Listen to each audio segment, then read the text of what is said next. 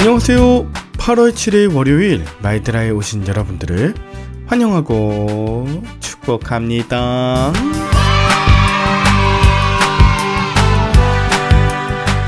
여러분, 무더위에 어떻게들 지내시나요?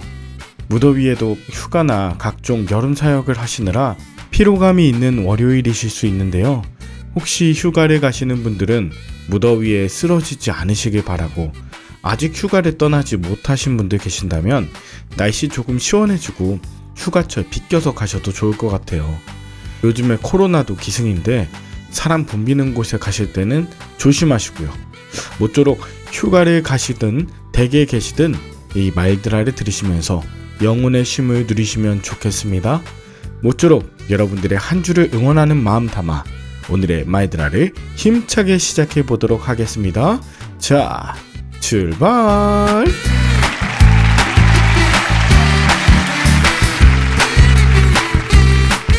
오늘은 로마서 15장의 말씀입니다. 바울은 구원받은 믿음의 공동체는 믿음이 강한 자가 믿음이 약한 자를 품고 관용해야 하는 공동체임을 강조하는데요.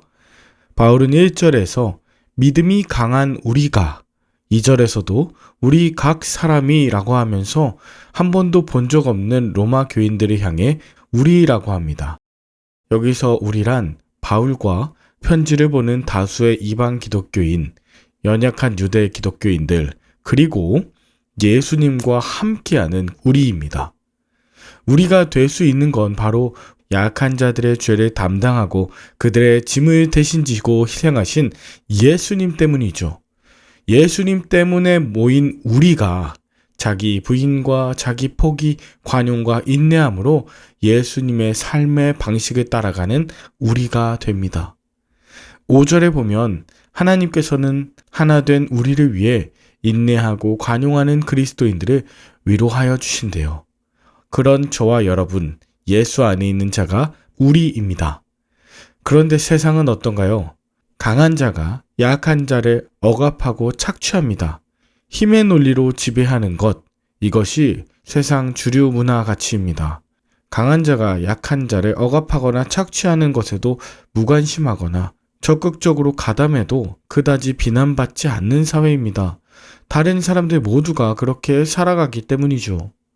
그러나 하나님의 은혜로 구원받고 예수 그리스도를 본받는 우리는 강한 자가 약한 자를 붙들어주고 약한 자도 강한 자가 넘어지지 않도록 서로 받아줍니다. 결국 세상과 다른 그리스도인의 문화를 만들어 갈 때에 서로 배경이 다른 자들, 강한 자, 약한 자, 외로운 자, 절망하던 자들 모두가 하나님의 참된 위로와 격려를 받으며 아름다운 신앙 공동체를 이루어갈 수 있다는 것이죠. 서로의 연약함을 보면서 그저 인내하고 억지로 참는 것이 가능할까요? 바울은요, 6절에서 분명히 말하길 한 마음과 한 입으로 하나님 곧 우리 주 예수 그리스도의 아버지께 영광을 올려드리는 중에 우리가 될 수 있음을 말합니다.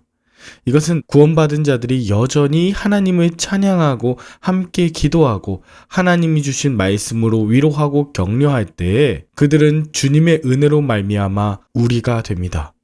다른 사람의 연약함에 집중하고 정죄하는 것이 아니라 하나님 아버지께 영광을 돌리고자 함께 뜻을 품을 때 소망이 생기죠. 소망의 하나님께서 성령의 능력으로 넘치게 하실 이 소망이 나에게서 가정으로, 가정에서 사회로, 사회에서 민족과 열방 가운데 흘러 넘칠 것입니다. 여러분, 오늘 본문 13절은 제게도 참으로 의미 있는 구절인데요. 제가 하와이에 있을 때 저의 연약한 재정 상태를 지금의 아내인 이미정 사모가 매달 100불씩 제게 개인적으로 후원하며 끼니를 거르지 않도록 도와주었습니다. 여러분, 서로 기도하는 것도 중요하지만 마음과 더불어 물질이 있을 때 그리스도 안에서 우리가 되었습니다. 여러분, 주님께서 십자가에서 자신의 목숨을 버려 구원하신 이유는 일주일에 한 번 교회 모여서 예배하는 그런 종교인을 만들려고 하신 것이 아닙니다. 그저 예수 그리스도를 닮아 매일매일 하나님의 통치하심을 받은 또 하나님의 나라를 일구어 가도록 우리를 구원하시고 또 다른 누군가를 구원하는 자로 삼으신 것이죠. 바울도 이것을 잊지 않았어요. 바울은 자신이 이방인을 위하여 그리스도 예수의 일꾼이 되어 하나님의 복음의 제사장 직분을 감당하게 하시고 이방인들도 하나님의 거룩한 제물이 될 수 있도록 성령으로 충만하게 하기 위해서 자신이 부름받았음을 잊지 않았습니다. 그렇습니다, 여러분. 복음을 전하는 건 단지 말로 가능한 것이 아닙니다. 18절에서 바울은 자신을 통하여 역사하신 것 외에는 내가 감히 말하지 아니하노라 라고 말하는데, 자기가 말하기 전에 자신을 통한 하나님의 역사, 즉 체험과 삶이 선재했음을 강조하고 있어요. 내 삶에서 일어나는 구원 역사를 주님이 친히 행하신 것이라고 간증함과 동시에 살아낸 것만 말하겠다는 것입니다. 말하기 전에 살아내겠다는 거예요. 여러분, 요한계시록에 나오는 7교회들 보면 주님께서 그들의 믿음을 탓하시는 것이 아니라 그들의 행위를 탓하십니다. 우리는 우리의 믿음을 많이 강조하지 않습니까? 믿음을 강조하는 대신에 우리의 삶에 대해서는 책임을 덜 느끼게 하는 이상한 풍토가 교회 안에 만들어졌어요. 값싼 복음이 교회 안에 만연하면서 행함을 중시하지 않는 것이 나타나는데요. 여러분, 이런 현상은 요즘 시대뿐 아니라 중세 루터 시대 때도 있었습니다. 믿음으로 구원받는다, 모든 것은 믿음으로 해결된다 하니까 믿음의 행위이자 열매로서의 실천을 교회가 강조하지 않았습니다. 참 믿음의 열매인 행위이자 선한 일을 교회가 바로 가르치지 못한 탓에 삶이 죽어버린 그리스도인들이었어요. 그래서 입으로는 살아있지만 행위로는 죽었다는 사대교회와 같은 평가를 받게 되는 것이죠. 여러분, 이것은 초대교회나 중세교회 그리고 현대교회도 마찬가지입니다. 이 시대에도 말씀 이전에 하나님의 역사와 그것을 살아낸 삶이 강조되어야 합니다. 사실 이런 말은 저와 같은 목회자, 말씀 사역자들에게 적용해야 되는 말이에요. 설교자들은 복음을 그저 입으로 전하는 경우가 많습니다. 지식에서 시작해서 정보 전달로 마치는 경우도 많습니다. 어떤 순간에는 진정성이 있다고 할 수 있긴 하지만 정말 그렇게 살고 있는지, 목숨 걸고 살아낼 가치가 있다고 확신하는지를 보려면 그 사람의 삶의 모습을 보면 나타납니다. 그래서 목회자는 얼마나 설교를 잘하느냐 보다 그의 삶이 복음을 이루어가며 살기를 기뻐하는가, 정말 나누며 그 말씀 하나하나를 실천해 가는가, 이것을 보아야 하는 것이죠. 주님을 정말 사랑하십니까? 얼마나 복음을 귀하게 여기십니까? 이것은 말이 아니라 바로 삶의 행함에서 드러나기 때문이죠.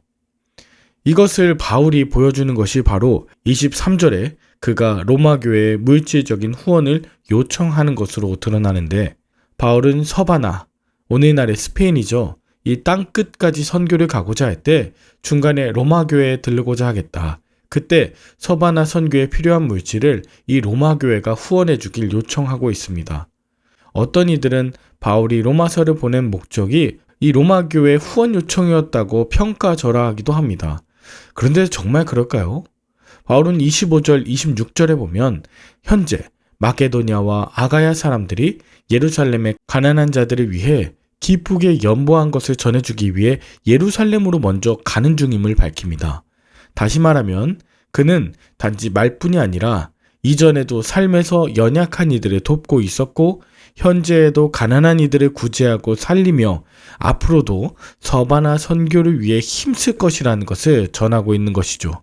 그러므로 이후에 이 로마서를 받는 로마교회 성도들도 기쁜 마음, 빚진 마음으로 함께 하나 되어서 연약한 이들에게 말과 행함으로 복음을 전할 것을 요청하고 있는 것입니다. 여러분은 오늘 본문을 통해 무엇을 느끼셨나요? 구원받은 성도들이 그에 합당한 삶을 사는 것 결코 쉬운 일이 아닐 것입니다. 힘에 놀린 주류 가치를 따르거나 내 중심으로 말하고 행동하는 것, 나의 행함과 노력으론 결코 성화에 이룰 수 없겠죠. 그래서 어떤 것이 하나님이 기뻐하실 말인지 또 행함인지 매일 묻고 연약한 이들을 돕고 복음을 전하는데 말씀을 떠나지 말아야 할 줄 믿습니다. 우리의 생명을 다할 때까지 믿음으로 덕을 세우는 그리스도인, 가장 건강한 교회를 세워가는 저와 여러분들 되길 포기하지 말아야 할 것입니다. 하나님을 찬양하고 예수님의 행함을 본받으며 성령 안에서 선교하는 저와 여러분들의 오늘 하루 되시길 응원하며 함께 기도할까요? 하나님 아버지, 저 혼자가 아닌 우리를 허락해 주셔서 감사합니다. 제게 허락하신 사람들의 약점을 비방하는 입술을 그치고 각 사람의 연약함을 감당하는 내가 되게 하여 주시옵소서. 하나님 아버지의 영광을 위해 뜻을 모으고 우리를 통해 전파될 예수 그리스도의 이름에 소망을 두며 성령의 능력을 날마다 체험하게 하여 주시옵소서. 또한 복음의 일꾼으로 우리를 삼아 주셨으니 입술뿐 아니라 주님의 역사를 온전히 행하며 살게 하여 주시옵소서. 주신 물질은 선용하며 복음의 빚진 자로서 자원함으로 그 빚을 갚는 섬김을 다하게 하시고 복음을 전하는 길이 막힌 듯한 상황에 절망하기보다 순종하는 마음으로 기다릴 줄 아는 복음 전도자들 다 되게 하여 주시길 예수 그리스도의 이름으로 기도 올리옵나이다. 아멘. 오늘도 좋은 하루 되시길 바라며 저는 내일 다시 찾아뵙도록 하겠습니다. 샬롬.